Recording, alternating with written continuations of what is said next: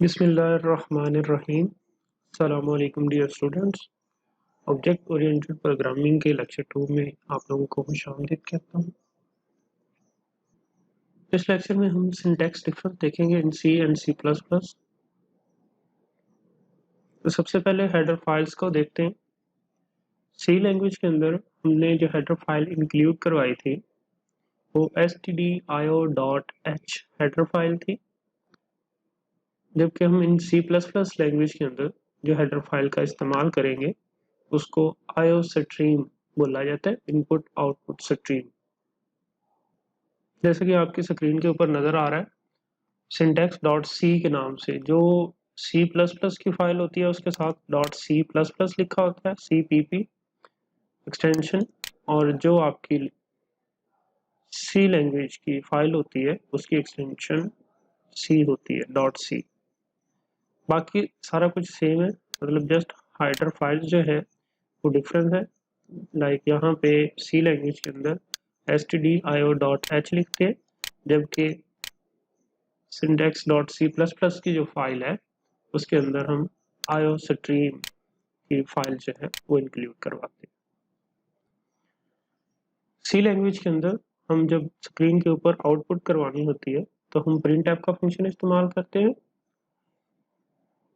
Double quotes के अंदर अपना मैसेज डिस्प्ले करवाते हैं, और कहीं पे अगर हमने वेरिएबल्स की वैल्यूज रिप्लेस करनी होती है तो वहाँ पे फॉर्मेट्स बताते हैं, like %C, %D, %F etcetera, और फिर तरतीब के साथ उन आर्गुमेंट्स को 1 बाय 1 लिखते हैं। जबकि सी प्लस प्लस के अंदर हम लिखते हैं std::cout insertion operator two time less than sign जो है इसको इंसर्शन ऑपरेटर बोला जाता है। सी प्लस प्लस लैंग्वेज के अंदर इंसर्शन ऑपरेटर लगाते हैं। डबल कोट्स के अंदर मैसेज टू डिस्प्ले, जो मैसेज हमने डिस्प्ले करवाना होता है वो लिखते हैं।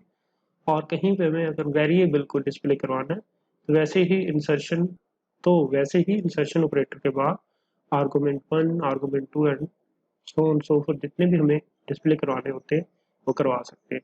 या फिर सी प्लस प्लस के अंदर अल्टरनेटिवली हम अगर नहीं चाह रहे कि std::: लिखा जाए तो फिर हम एक नेम स्पेस इस्तेमाल करेंगे। उस नेम स्पेस का नाम है std। तो ये वाली स्टेटमेंट जो है यूजिंग नेम स्पेस std, ये हम अपने प्रोग्रामिंग फाइल के अंदर लिखेंगे और फिर सिंपली वैसे ही सी आउट लिख देंगे विदाउट std::: के। बाकी मैसेज आपका वैसे का वैसे ही आएगा।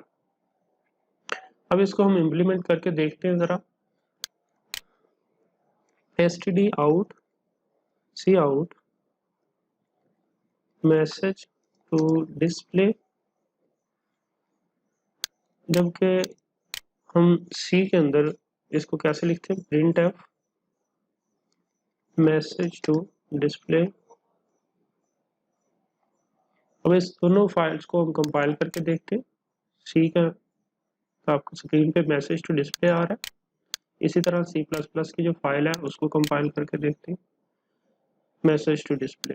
अगर हम चाहते हैं कि std हमें बार बार ना लिखना पड़े तो हम आउटसाइड द फंक्शन या इनसाइड द फंक्शन दोनों जगह पे इस्तेमाल कर सकते हैं। अगर आप इनसाइड द फंक्शन इस्तेमाल करते हैं, लाइक फंक्शन के अंदर इस्तेमाल करते हैं,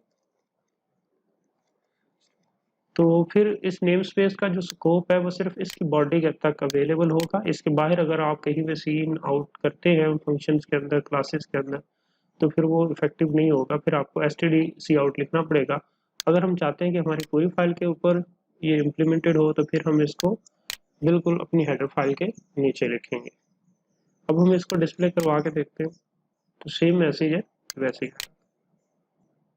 नेक्स्ट हमारा जो बेटा सिंटैक्स डिफरेंस है वो इनपुट का है। इनपुट के लिए हम सी लैंग्वेज के अंदर scanf का फंक्शन इस्तेमाल करते हैं, %साइन फॉर्मेट बताते हैं, आइदर सी कैरेक्टर के लिए सी है, इंटीजर के लिए डी वगैरह इस्तेमाल करते हैं, और फिर हम एंड ऑपरेटर के साथ वेरिएबल का नाम लिखते हैं, एड्रेस बताते हैं उस वेरिएबल का और साथ में उस वेरिएबल का नाम लिखते हैं। जबकि सी प्लस प्लस लैंग्वेज के अंदर हमें सी इन का जो है वो फंक्शन इस्तेमाल करना है विद एक्सट्रैक्शन ऑपरेटर, जो डबल फॉरवर्ड है, मतलब two time greater than sign है, इसको एक्सट्रैक्शन ऑपरेटर बोला जाता है। या फिर अल्टरनेटिवली अगर आप सी std कॉलन कॉलन नहीं लिखना चाह रहे तो फिर हमारे पास नेम स्पेस की फैसिलिटी अवेलेबल है। इसको देखते हैं ज़रा। सी प्लस प्लस के अंदर सेम ऐसे ही हम वेरिएबल बनाते हैं जैसे सी के अंदर बनाते हैं। सपोज कर लें इंटीजर वेरिएबल var सी इन var, ठीक है। तो सेम वैसे ही हमें कोई फॉर्मेट नहीं बताना, लेकिन उससे पहले हम एक मैसेज डिस्प्ले करवा देते हैं ताकि यूज़र को पता हो कि वो क्या करना है। Enter a value for variable, C out से एक मैसेज डिस्प्ले होगा enter value for the variable. उसके बाद स्क्रीन जो है वो रुक जाएगी।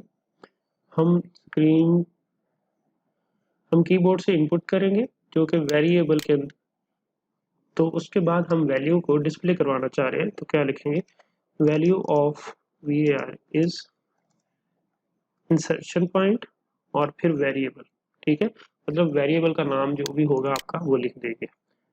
इसको कंपाइल करके देखते हैं तो स्क्रीन के ऊपर आ रहा है enter a value for variable, ठीक है। ये जो स्क्रीन के ऊपर आपको नजर आ रही होगी ये वाली स्टेटमेंट सी आउट वाली, उसके बाद आपका जो कर्सर है वो यहाँ पे आके रुक गया हुआ है। अब हम यहाँ पे इसकी इनपुट करेंगे 25, तो ये 25 जो वैल्यू है ये वेरिएबल के अंदर जाके var के अंदर सेव हो जाएगी मेमोरी के अंदर। और फिर नेक्स्ट स्टेटमेंट जो है वो सी आउट है value of var is variable is insertion point, और एंड पे हमने उस वैल्यू को डिस्प्ले करवाया, ठीक है। तो अब हम इसको देखते हैं कि सी के अंदर किस तरह से किया जाता है। सेम वही कंसेप्ट है, इंटीजर वेरिएबल प्रिंट के लिए हमें print enter the value of variable, उसके बाद स्कैन एफ की फंक्शन हम इस्तेमाल करते हैं। फॉर्मेट बताएंगे क्योंकि इंटीजर करवा रहे हैं तो उसके लिए डी का फॉर्मेट इस्तेमाल किया जाता है। उसके बाद एंड ऑपरेटर var वेरिएबल, जो भी वेरिएबल का आपका नाम होगा। उसके बाद हम क्या करेंगे, मैसेज की और वैल्यू को स्क्रीन के ऊपर डिस्प्ले करवाने के लिए मैसेज टाइप करते हैं वैल्यू ऑफ var इज, उसके बाद हम परसेंट साइन डी, मतलब हम इसी के अंदर ही फॉर्मेट बताते हैं कि आपकी जो स्क्रीन के ऊपर आउटपुट आनी है वो किस फॉर्मेट के अंदर आनी, तो उसके लिए परसेंट साइन डी जो कि रिप्लेस होगा हमारे वेरिएबल के साथ, ठीक है। तो अब हम इसकी स्क्रीन के ऊपर डिस्प्ले करवा के देखते हैं। सेम वही मैसेज है, 25 एंटर करते हैं, value of var is 25। Same execution है जैसे सी प्लस प्लस के अंदर देखी, इसी तरह हमने सी के अंदर भी इसकी सेम एग्जीक्यूशन जो है वो देखी है। तो सी और सी प्लस प्लस के अंदर कॉन्स्टेंट्स को देखते हैं कि कॉन्स्टेंट्स किस तरह से डिफाइन किए जाते हैं। सी लैंग्वेज के अंदर आपको पता है कि hash sign preprocessive directory के लिए इस्तेमाल किया जाता है। उसके साथ डिफाइन का कीवर्ड लिखने के बाद हम कॉन्स्टेंट का नाम लिखते हैं और फिर उसकी वैल्यू दे देते हैं। जबकि सी प्लस प्लस के अंदर आपके पास दो तरीकाकार है।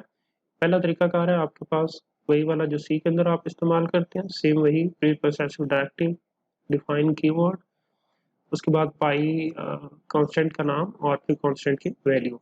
जबकि सी प्लस प्लस के अंदर एक और तरीकाकार भी इस्तेमाल किया जाता है जिसमें कॉन्स्ट कीवर्ड इस्तेमाल किया जाता है, स्पेस के बाद डेटा टाइप बताई जाती है जो भी आपकी वैल्यूज के हिसाब से, फिर कांस्टेंट का नाम, फिर इक्वल, और उसके बाद जो है वो